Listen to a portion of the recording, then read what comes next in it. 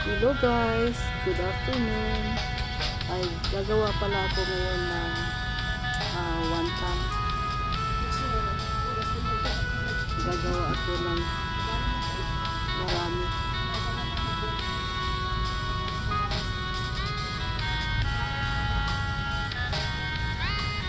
Marami kasing pinagagamitan nitong wonton.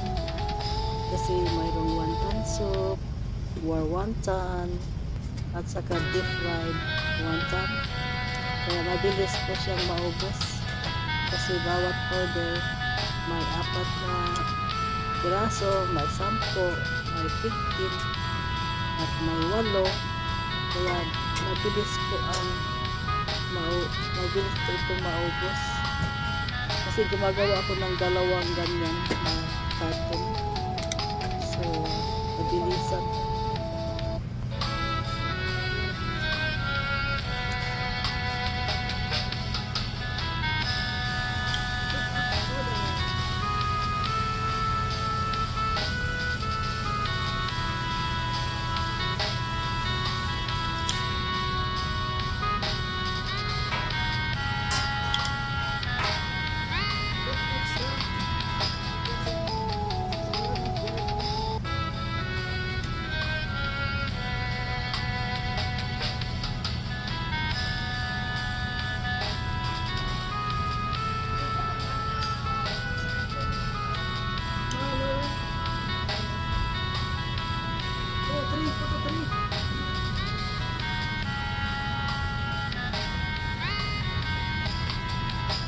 So yan na guys, naluto na yung wonton. So yan na po, pag may mga order, yan na po ang gagamitin na ilalagay sa mga wonton soup, war wonton. Yan na po. So yan na guys, nag-slice na naman kami ng ground pork. So yan po ay cha sa Vietnamese pangalan. So masarap po yan guys. Yan po ang ginagamit namin sa salad roll at sa mga sabaw na mga ingredients po. So yan, i-slice namin tapos ilagay sa bag po ang ano niya, deep fried po yan. Tapos ngayon i-slice na kasi pag mayroong mga order ready na po, tapos ibabalutin lang namin.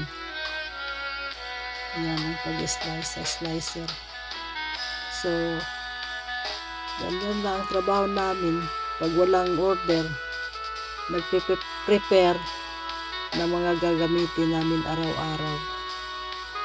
So yan po ang trabaho namin pag walang mga order, in between order. Tapos mag-prepare ng mga kinakailangan kung ano yung nawawala na, saka gagawa.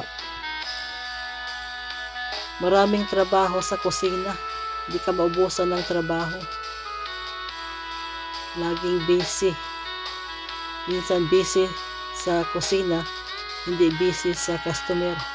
Kaya yan ang paggagawa namin ng mga gamit kapag walang order, walang customer, ay may chance kaming maka-prepare ng mga pagkain na nauubos. Okay guys, thank you for watching.